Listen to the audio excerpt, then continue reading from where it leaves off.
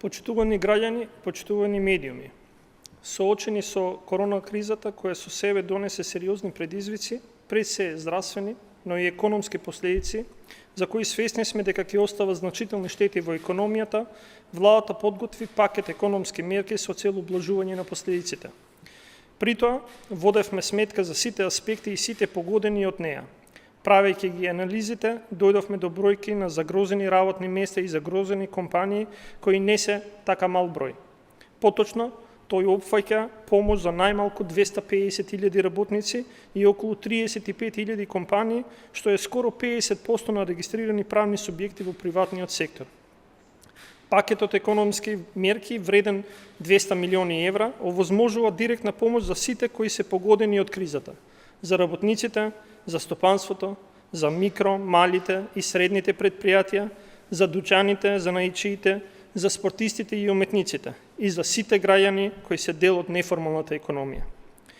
Водејќи сметка дека секој работник е важен и зачувувањето на секое работно место е од екзистенцијално значење, се обезбеди помош од 14.500 денари приход за сите што ќе бидат погодени од кризата.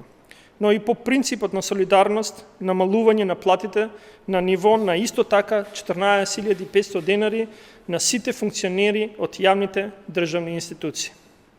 Политиките и мерките на СДСМ за изминатите 2,5 години многу пати се докажаа како реални и исправни, затоа што за нас сите граѓани се важни.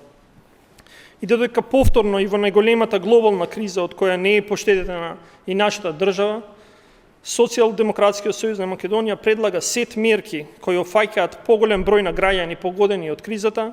ВМРО ДПМН излезе со сет мерки кои се селективни и носат помалку пари во стопанството. Анализите покажуваат дека мерките што ги предлага ВМРО ДПМН, освен што се несериозни и неодговорни, се мерки за поддршка на тие кои што се во категоријата на повисоко платени работни места и можеби под предпоставка дека нивната куповна моќ е поголема. Еве неколку клучни работи на симулацијата на поддршката предложена од ВМРО.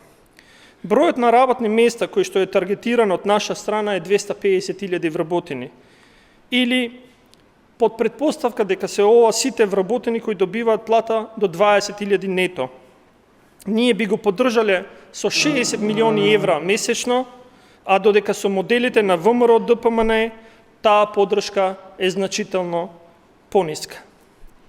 Моделот со 20% поддршка, износот на поддршката од страна на ВМРО ДПМН би изнесувала само 20 милиона и 775.000 евра за компании кои што имат намалени приходи од 20 до 30%.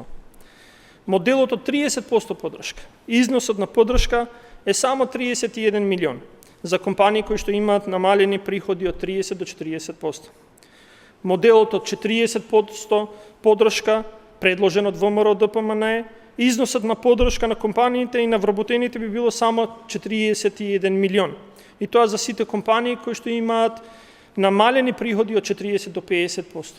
И последното, многу зборениот модел со 50% поддршка, износот на поддршка е само 50 милиони евра. Ова, почитувани, значи значително помалку средства вбризгани директно во стопанството и секако помалку пари кај граѓаните и намалување на потрошувачката. Драги граѓани и стопанственици, јасна е разликата помеѓу преземените мерки на владата кои што обезбедуваат месечна поддршка од 60 милиони евра и предлозите на ВМРО ДПМН со срамна поддршка за скоро 50% помалку од тоа што ние го обезбедуваме. Моделот предложен од страна на ВМРО ДПМН и категоризацијата на бизнисите според нивото на претрпени штети и добивање на поддршка, очигледно е дека ги става во поповолна состојба сите подобро платени работни места наспроти пониско платените работни места. Тоа, почитувани граѓани, значи помал опфат и помалку задржани работни места. Затоа што со помала поддршка компаниите се склони полесно да се откажат од работниците. Додека владата спроведува сериозни мерки и чекори за справување со последиците со економската криза, ВМРО, ДПМН и Мицковски, научени на земјање, сакаат да им ги земат парите на граѓаните и од вториот пензиски столб. Почитувани, ова е време кога солидарноста треба да ја покажеме на дело.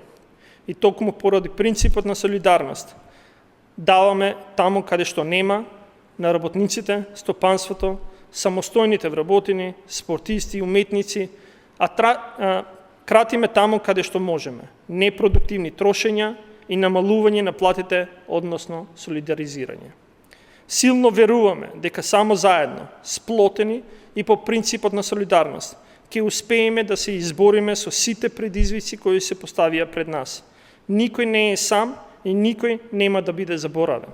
Државата е тука за сите граѓани и прави се полесно да ја пребродиме оваа криза. Благодарам.